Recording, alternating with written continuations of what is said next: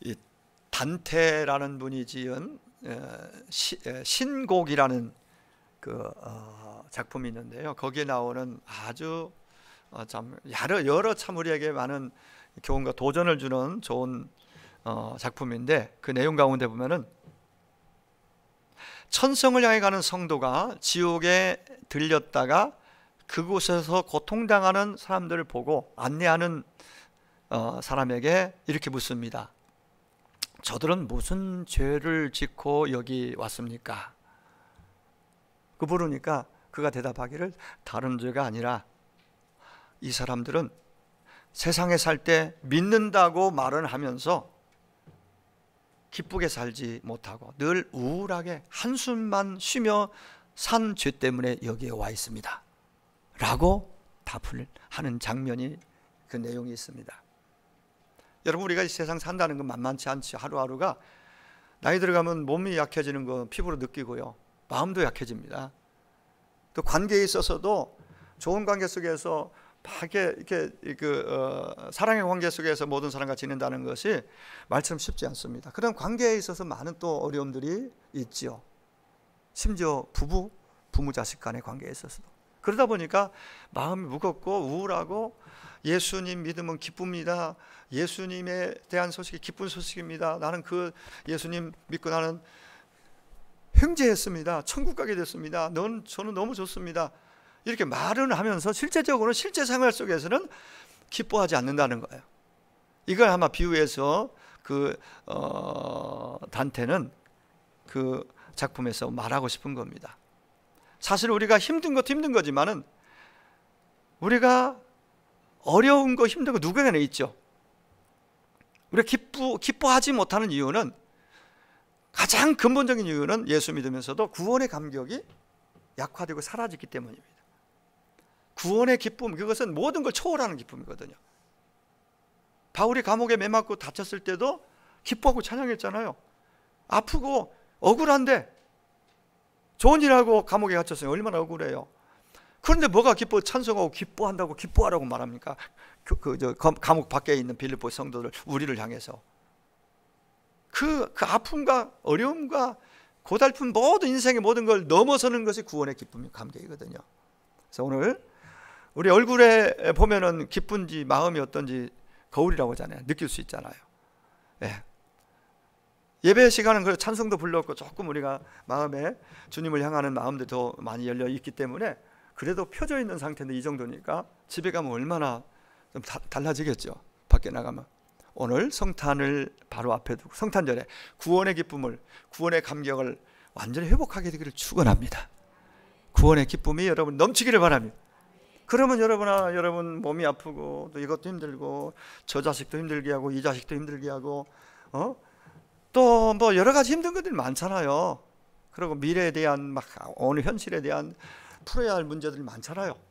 네, 그런 걸 넘어서는 주님이 주시는 구원의 감격, 구원의 기쁨, 성탄을 맞이해서 오늘 이 예배를 통해서 저도 여러분도 되찾아갔으면 좋겠습니다. 오늘 본문에 호련히 수많은 천군이 그 천사와 함께 있어 하나님을 찬송하여 이르되, 지극히 높은 곳에서는 하나님께 영광이요 땅에서는 하나님이 기뻐하시는 사람들 중에 평화로다. 할렐루야. 자, 이제 내용을 들어가기 전에, 우리 여기 앉은 저와 여러분, 예수 믿는다는 이유 하나 때문에 하나님이 우리를 기뻐하시는 사람인 줄 믿습니다. 하나님 우리 자체를 기뻐하셔요. 우리에게는 당연히 평화가 있어야 됩니다. 그러면 기뻐하시는 사람들 중에 평화, 성탄을 두고 얘기하는 거잖아요.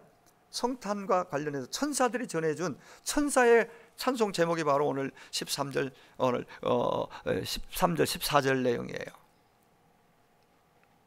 오늘 본문은 예수님이 이 땅에 오신 예수님이 오셔서 하나님이 어떤 분이신지를 분명하게 제대로 보여주시는 내용입니다.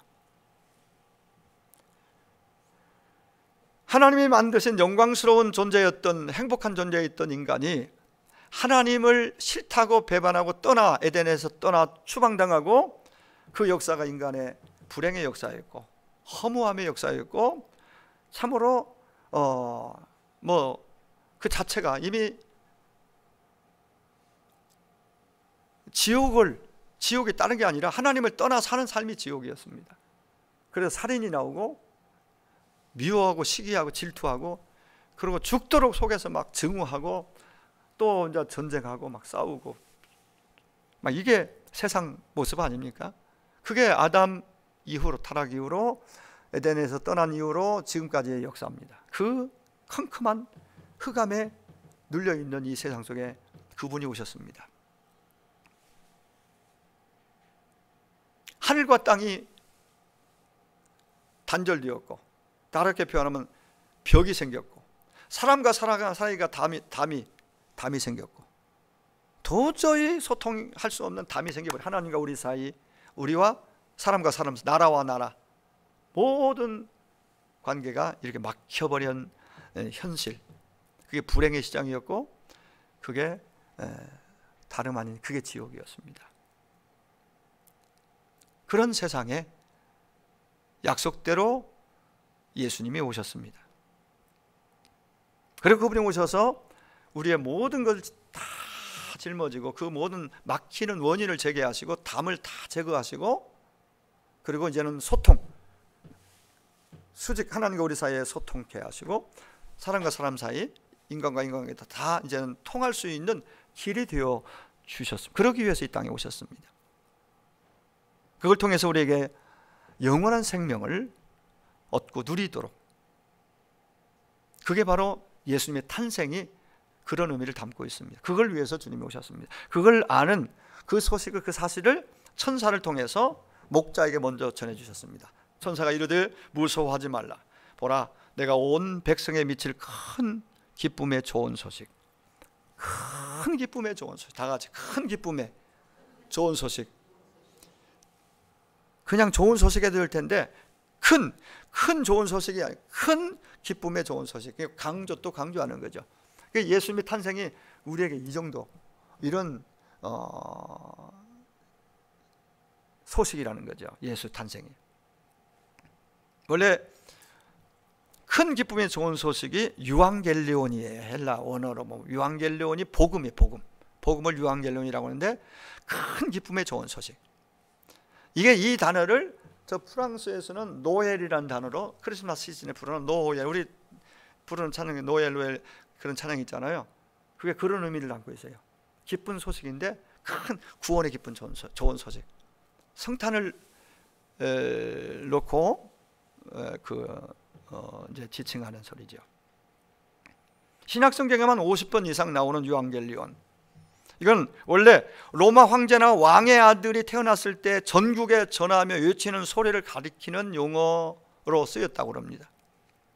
고대 사회에서 왕의 가문에 아들이 태어난다는 것은 곧 왕권의 안정, 지속될 수 있다는 거예요. 왕의 자손에 왕실의 왕 자녀가 안 태어나면 이제 이 대를 이어서 왕자가 없으니까 끊기잖아요. 이런 상황이 오잖아요. 그래서 그 황제, 왕실에 아들이 태어났다.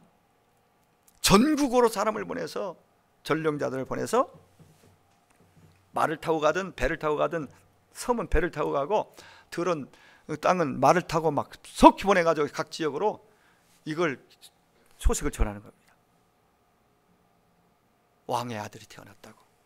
이게 유앙겔리온이에요. 하늘의 왕자 예수 그리스도가 탄생하셨습니다. 그러니 이 소식을 천사가 급하게 이 소식을 전하고 있는 모습이에요. 기쁨과 큰 기쁨과 영광의 소식이었습니다.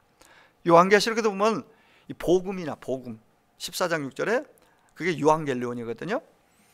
또 보니 다른 천사가 공중에 날아가는데 땅에 거주하는 자들 곧 모든 민족과 종족과 방언과 백성에게 전할 영원한 복음을 가졌더라. 그렇게 쓰고 나옵니다. 백성에게 전할 영원한 복음을 천사가 전하는 모습이 나옵니다. 그리고 예수 그리스도가 이 땅에 인간의 몸을 입으시고 오셨다는 사실은 천군 천사들의 찬송의 제목이 되고 찬송의 내용입니다. 오늘 제목이 천군 천사들. 하나님께는 영광이요 땅에서는 기뻐하시는 사람들 중에 평화. 이 13절, 14절, 이 14절이 이게 제목이에요. 너무 길어가지고 그냥 천군 천사들의 찬송 제목 이렇게 그냥 그냥 그렇게 담았어요, 제목을. 복음.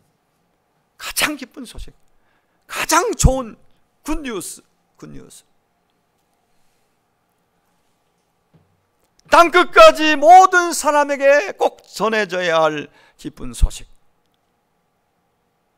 여러분, 구약시대나 예수님 탄생하실 때 구약시대는 선지자를 통해서 때로는 천사가 직접 나타나서, 또 예수님 활동하실 때도, 바울 사도들이 활동할 때도 성경이 완전 계시로 우리에게 완성품으로 이렇게 주어지기 전까지는 하나님께서 당신의 뜻을 전할 때에 특별한 사람을 선택해서 사람에게 계시로 임하고, 또 긴급할 때는 천사를 보내고 천사로 하여금 하나님의 뜻을 전하도록 천사가 나타나 전해주는 경우, 오늘 본문이 그런 케이스입니다. 천사가 나타났어요.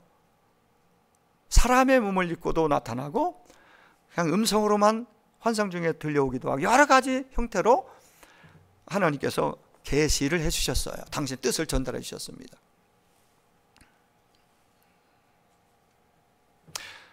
오늘 이 시대는 당연히 완성된 성경이 우리에게 주어졌고 충분하기 때문에 이걸로 하나님의 뜻이 무엇인지, 구원을 어떻게 구원받을 수 있는 방법이라든가 그 길을 성경이 다 정확하게 말해주기 때문에, 다른 계시를 받으려고 천사가 오기를 기다리면은 그 사람은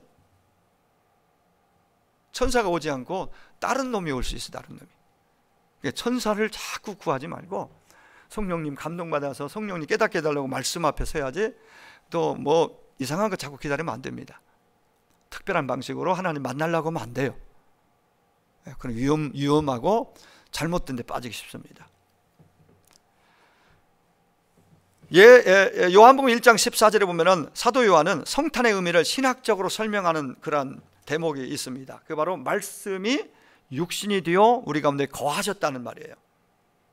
거한다는 말이 굉장히 중요한 동사거든요. 요한복음 15장에서 포도나무 비유에서 너희가 내 안에 거하고 내 말이 내가 너희에게 거해야 된다. 내 말이 너희에 거해야, 내가 너희 안에 거해야 네가 열매를 맺을 수 있다. 거하는 건 텐트를 짓고 그냥 같이 살려고 와 있는 상태를 말해요. 거한다.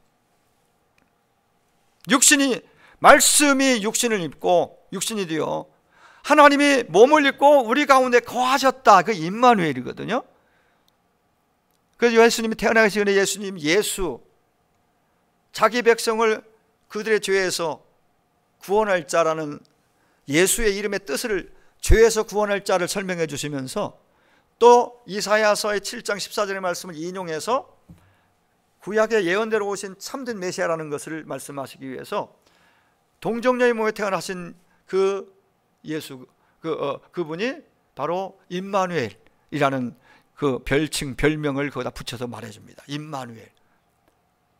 임마누엘은 그냥 함께 하시다가 기분 나쁘고 가시고 오시고 이런 분이 아니라 거하는 개념이에요. 그 예수님이 승천하실 때도 내가 세상 끝날까지 너와 함께 하겠다는 약속 주시잖아요.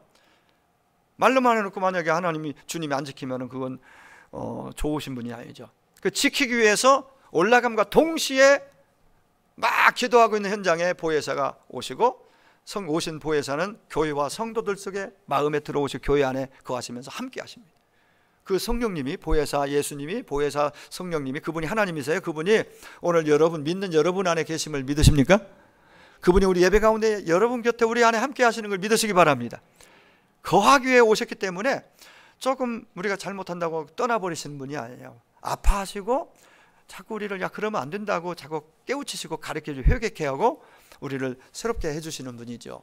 그분이 바로 성령 보혜사세요. 삼위 하나님은 따로따로 함께 일하시는 겁니다. 성부, 성자, 성령 하나님. 성자 하나님은 오셔서 십자가 지시고 피 흘려 죽으시고 부활하시고 승천하는 것까지 다시 오겠다는 약속, 그리고 가시고 예수님 약속대로 우리가 오늘 오신 분은 보혜사 성령님, 그분은 영이신 그분은 우리 속속들이 세밀한 것까지 아픔을 다 하시고 또 이렇게 예배하면서 듣고 깨닫게 하시고 모든 것 함께 하시면서 우리로 하여금 끝날까지 이끄시고 책임져 주시는 분이 성령 하나님이세요.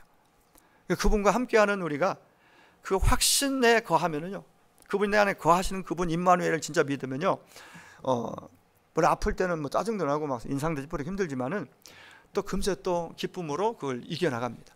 기쁨이 그 모든 걸 다 넘어섭니다. 좀 이따 말씀드리자면 그 평화가 내 안에 온 주님으로 인해서 내게 주어지니 성탄과 함께 약속된 그 평화가, 기뻐하심을 입은 사람들 가운데 약속된 그 평화가 내 인생을 정말 기름지고 윤택하고 풍성하게 만듭니다. 그 평화를 우리는 이 성탄 시즌, 성탄을 앞두고 우리가 다시 회복해야 됩니다. 기쁨, 평화.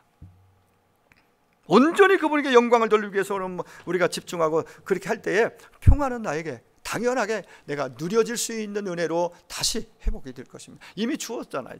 주셨잖아요. 기쁨도 평화도.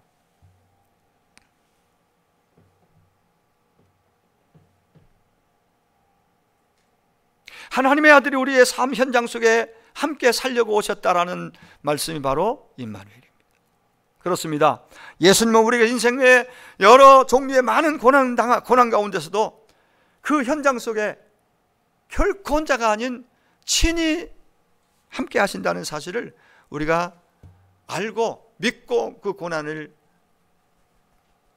이게 참 고난 가운데 그 시기를 지내면요, 그 고난을 잘 통과할 수 있고요, 거뜬히 이겨낼 수 있습니다. 슬픔과 절망 속에 막 버티는 것이 아니라 그걸 잘 거뜬히 이겨낼 수 있고 지나갈 수 있고, 고난의 시기를. 동병상련이라고, 주님은 사람이 되셔서 사람처럼 모든 고난을 경험해 보셨기 때문에 우리를 이해해 주시고 동정해 주시고 가장 효율적으로 효과적으로 우리를 도와주실 수 있는 분이라는 사실을 기억하십시오. 이걸 기억하고 하루하루 사는 것이 얼마나 중요한지.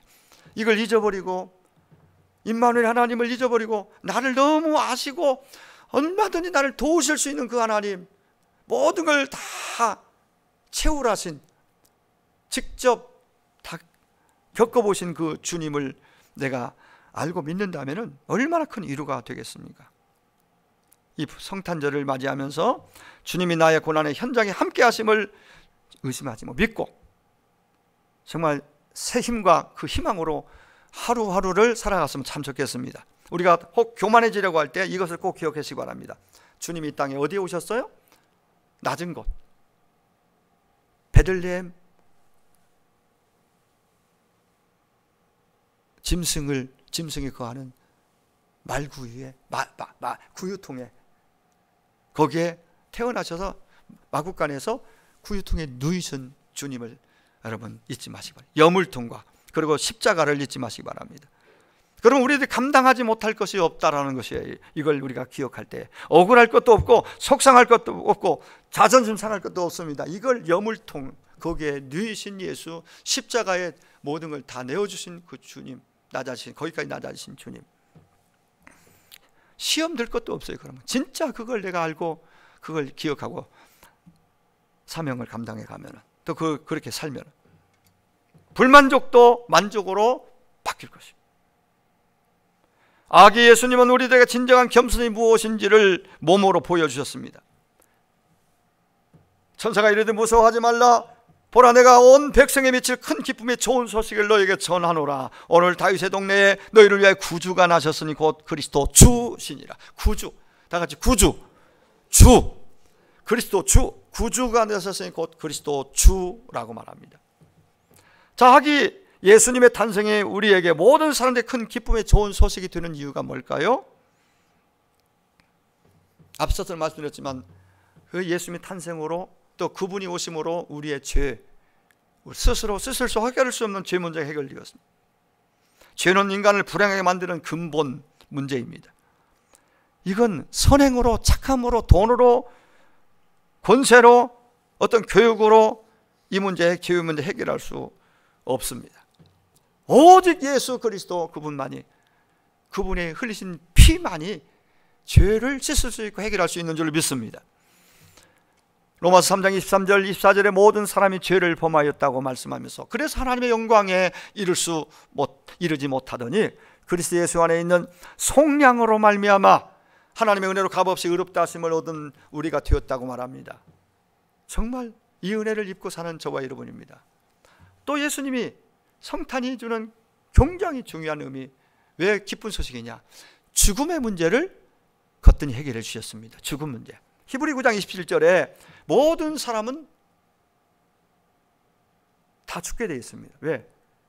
죄 때문에 죽는 거예요. 사실은 죄가 죽음을 불러왔습니다. 불행을 불러왔고, 그 죽음 문제, 불행 문제를 완전히 쌍그리 해결하는 방법은 누군가가 그 죄를 위해서 전혀 죄 없는 누군가의 피가 필요했는데, 그래서 예수님이 동정녀를 몸을 빌려서 죄 없는 몸으로 성령으로 잉태되어 이 땅에 오신 겁니다. 그 방법이 아니고는 어떤 누구도 우리의 죄를 해결해 줄 수 있는 자격이 안 되기 때문에 그 방법을 통해서 하나님께서 특별한 방식으로 성령으로 잉태시켜서 창세기 3장 15절에 여자의 후손, 여자는 결혼하지 아니한 동정녀를 의미합니다. 동정녀를 통해서 오실 후손 가운데 예수가, 메시아가 오셔서 뱀, 마귀의 머리를 깨트리고 우리를 사망에서, 저주에서 우리를 건지고 구원하는 그 약속을 이루기 위해서 그분이 오신 것이죠. 그분이 오셔서 죽음의 문제를 해결해 주셨습니다. 죽음은 아무도 피할 수 없는 보편적인 누구에게나 처한 운명입니다. 나도 죽고 여러분도 죽습니다. 다 결국은 죽습니다. 그러면 죽음이 끝이라면은 그렇게 큰 고민이 하지 않아도 됩니다. 죽으면 끝이라면은 끝나면 되는 거죠. 근데 끝이 절대 아니에요. 그 후에 심판이 있다고 말해요. 그것이 두려운 것이죠. 죽음 자체보다도 그 후에 심판이 두려운 거예요. 그러니까 죽음 문제가 해결되면은 심판은 거기 자연히 하나님의 심판에서 이제 면제가 되니까. 그래서 예수 외에는 전혀 다른 방법이 길이 없다는 것을 우리에게 가르쳐주고 있는 것이지요.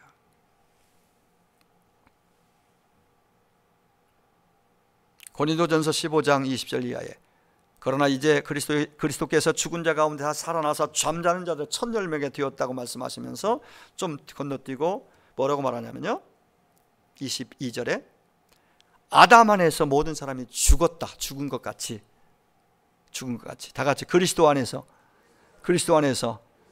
모든 사람이 삶을 얻으리라. 그리스도 안에 들어와야 산다는 거예요.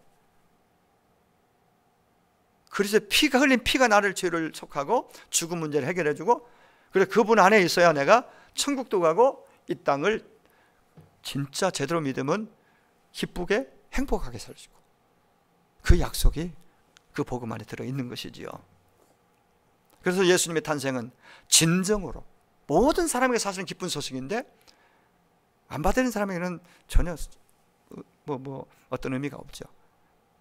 알고 받아들이면은 사는 역사, 생명의 역사, 하나님의 자녀의 자리로 다시 회복되고 천국을 소유하게 되는, 천국 들어가게 되는 그 놀라운 이 사실을 너무 정확하게 아는 천사가 우리 모든 사람을 향해서 오늘 제목처럼 천군 천사가 등장하고 탄생과 함께 이렇게 찬양을 합니다.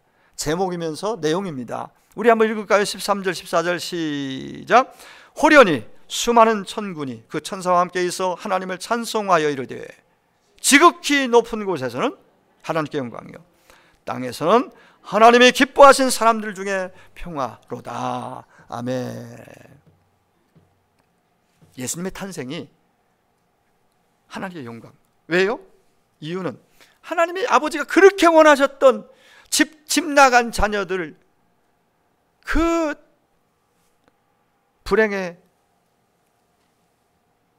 자로 살아가는 집 나간 그 자녀를 돌아오기를 기다리던 그 아버지, 하나님 아버지의 마음을 흡족하게 그 문제를 완전히 해결하고 다시 돌아올 수 있는 길을 만들고 돌아오게 하는, 그러니까 하나님께 그 자체가 영광이 되는 겁니다. 예수님 탄생을 통해서 그 시작되었고 십자가로 부활 완성이 되잖아요. 그래서 예수님의 탄생 자체가 예수님 이 땅에 오시는 것이 하나님의 약속이 이루어지는 것이고, 그렇게 지극히 높은 곳에 하나님께 영광이 되는, 왜? 하나님의 구원 계획을 다 이룰 것이니까 하나님께 영광이 돼요, 그 자체가. 그리고 중요한 것은 이건 하나님에게 드려지는 영광이라면 우리에게 해당되는 거예요.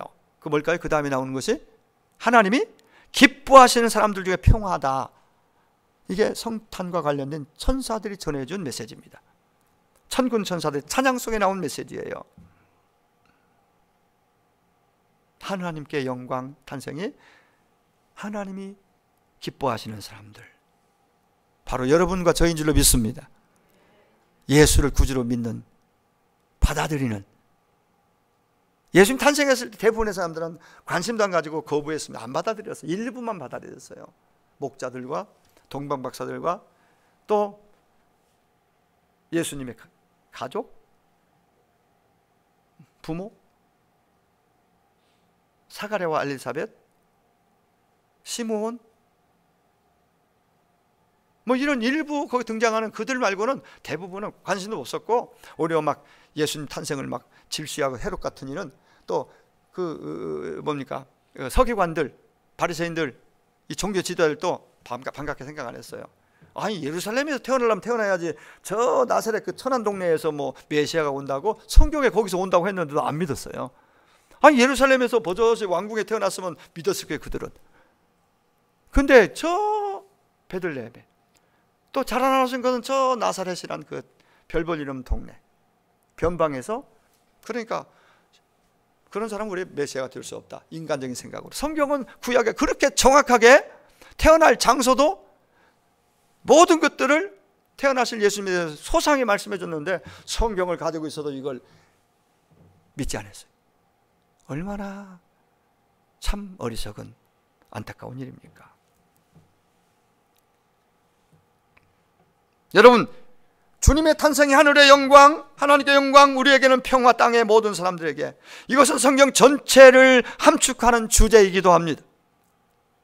하나님의 영광이라는 단어의 용례를 자세히 살펴보면 하나님의 영광은 하나님의 성품과 연결되어 있습니다. 하나님의 사랑의 성품과 직결되어 있습니다. 그 하나님의 성품이 가장 잘 드러나는 것이 바로 예수 그리스도의 성육신, 이 땅에 오심입니다. 사람의 몸을 입고 이 땅에 오신, 그게 하나님 자신이 하신 일이지만은 당신의 성품은 우리를 얼마나 사랑하시는지 사랑의 성품을 그대로 보여준 게 바로 성육신, 성탄이에요. 하나님의 영광은 피조물을 위하여, 우리를 위하여 목숨을 버리시는 사랑이었습니다. 하나님은 당신의 아들의 공로를 우리에게 주셔서 우리를 구원하기를 원하셨습니다.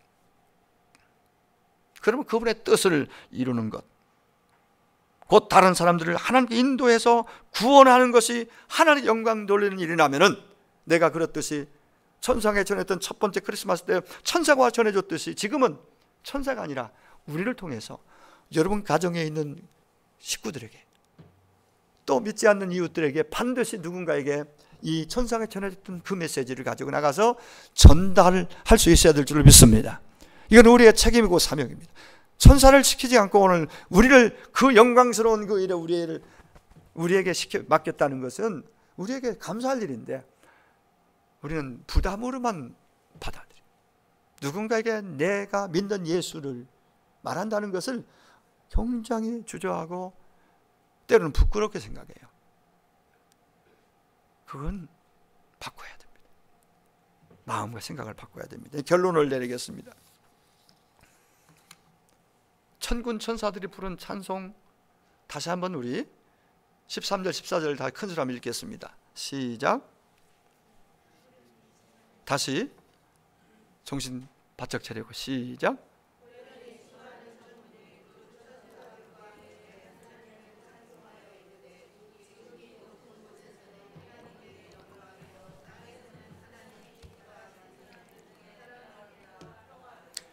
아멘. 혹시 여러분들 이제 내일이 성탄절이지만 지금까지 오늘 예배 적전까지 누군가에게 성탄을 좀 말하면서 꼭 성탄절에 한번 같이 와서 예배 드립시다, 한 사람이라도 얘기한 분들 한번 손 들어보세요. 가족이든 친구든 누구에게라도 눈을 좀 크게 뜨고, 네, 감사해요. 제가 생각했던 것보다 많은 분이 그래서 감사하고, 한 번 더, 그럼 지금이라도 이 시간 이후로 내일 되기 전까지 누군가에게, 한 사람 이상에게 천사들이 전해줬듯이 나도 천사의 마음으로, 주님의 마음으로 예수님의 성탄 소식을 알리면서 초청해 보고 싶습니다 하는 분 한번 손을 들어보실까요?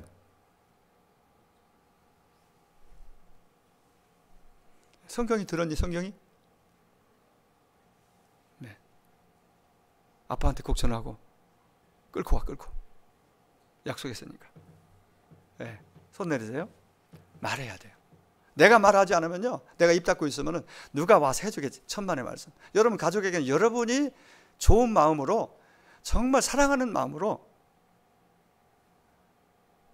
없던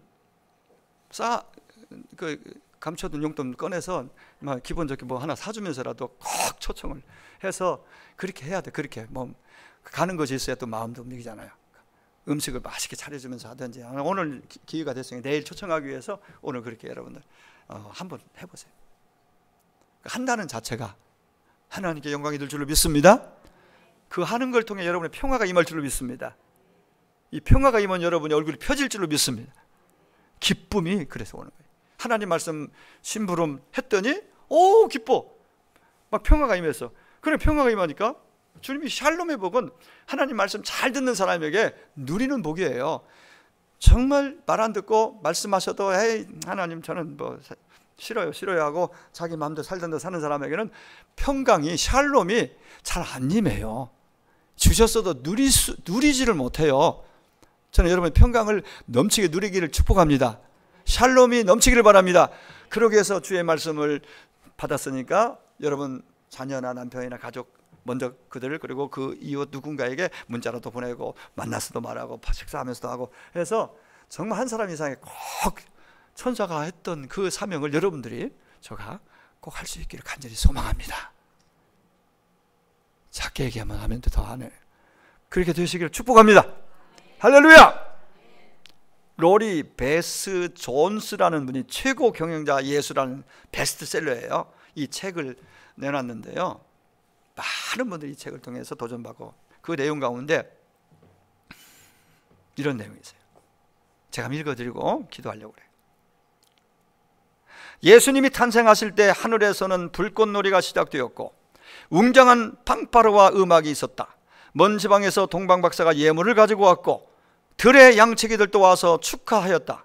예수님은 가나 혼인잔치에서 물로 포도주를 만드심으로 분위기를 완전히 바꾸어 놓으셨다. 오병이어로 장정 5,000명의 배고픔을 해결하는 떡잔치를 벌이셨다.